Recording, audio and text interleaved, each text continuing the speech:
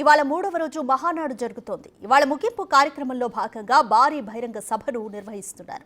5 లక్షల మందికి పైగా హాజరవుతారని పార్టీ నేతలు చెబుతున్నారు. దీనికోసం 8,000 బస్సులను ఏర్పాటు చేసింది టీడీపీ బహిరంగ సభకు విస్తృతంగా భద్రత ఏర్పాట్లు చేశారు. ఏకంగా 5,000 మంది పోలీసులు బందోబస్తు నిర్వహిస్తున్నారు.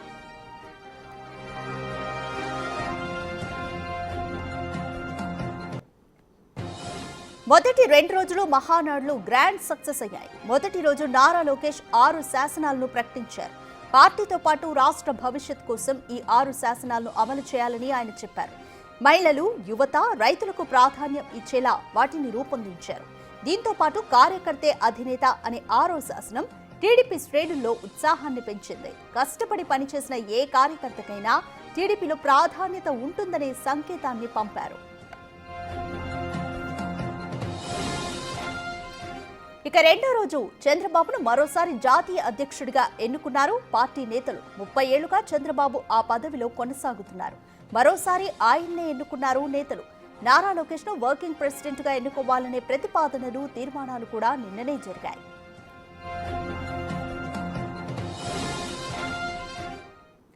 అత్యున్నత పదవిలో లోకేష్ ను చూడాలన్నది టీడీపీ క్యాడర్ కోరిక అన్నారు ఎంపీ కేశినేని చిన్ని. లోకేష్ ను పార్టీ వర్కింగ్ ప్రెసిడెంట్ గా నియమించాలని పార్టీ సభ్యులంతా తీర్మానించామన్నారు.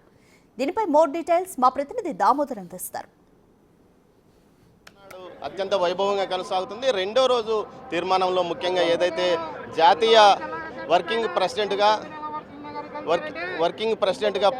ఇటు నారా లోకేష్ బాబును నియమించాలనే డిమాండ్ వినిపిస్తుంది. దీనిలో ఇందుకు తగ్గట్టు తీర్మానం కూడా ప్రకటించిన నేపథ్యం. ప్రస్తుతం మనతో విజయవాడ పార్లమెంట్ సభ్యుడు చిన్ని ఉన్నారు. ఆయన అడిగి తెలుసు. సార్ చెప్పండి, ఈరోజు తీర్మానంలో అత్యంత కీలకంగా మీరు చెప్పాల్సింది ఏమంటే నారా లోకేష్ బాబును జాతీయ వర్కింగ్ ప్రెసిడెంట్గా ప్రకటించాలంటూ దూల్పాల్ గారు అన్నారు. మీరు ఏమంటారు సార్?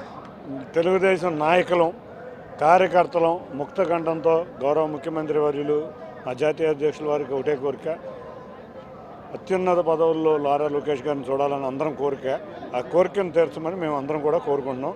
తప్పకుండా మా ఆశ ప్రకారం, మా అందరి కోరిక ప్రకారం గౌరవ ముఖ్యమంత్రి వర్యులు తప్పకుండా నారా లోకేష్ గారిని ఉన్నత పదవి ఇస్తారని ఆశిస్తున్నాను. మద్యం సిట్టు కుంభకోణానికి సంబంధించి విచారణ వేగంగా సిట్ కొనసాగిస్తుంది. ఓవైపు ఈడీ రైడ్స్ జరుగుతున్న నేపథ్యంలో కావాలని కొంతమంది ఎందుకు మీ పేరును తీసుకురొచ్చి కేసు దర్యాప్తును తప్పుదారి పట్టించాలని ప్రయత్నించారా, లేకపోతే కావాలని ఈ విధమైన ప్రచారం చేశారా? ఒక్క విషయం, మహానాడు పండుగ జరుగుతుంది. ఈ పండుగ వాతావరణం చెడగొట్టడం నాకు ఇష్టం లేదు. ఎన్నోసార్లు ప్రెస్ మీట్ పెట్టాను, ఒక్కడు కూడా ఒక ఆధారాలు ఇవ్వలేని ఆధారాలకి నేను సమాధానం ఇవ్వాల్సిన పని లేదు. కార్యకర్తే అధినేత అంటూ ఒక తీర్మానం పెట్టారు. కార్యకర్తతో పాటు ఈ తీర్మానంతో పాటు మొత్తం 6 తీర్మానాలు పెట్టారు. ఈ 6 తీర్మానాలు ఎలా ఉన్నాయి సార్?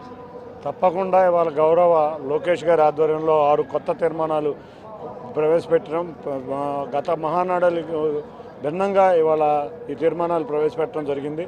ఈ 6 తీర్మానాలు వాళ్ళ ప్రజలతోకి తీసుకువెళ్ళి ప్రజలందరూ కూడా బ్రహ్మాండంగా ఉండే విధంగా పార్టీ తరఫున కార్యకర్తలు కృషి చేయాల్సిన విధంగా మేము అందరం ప్రవేశపెట్టాం.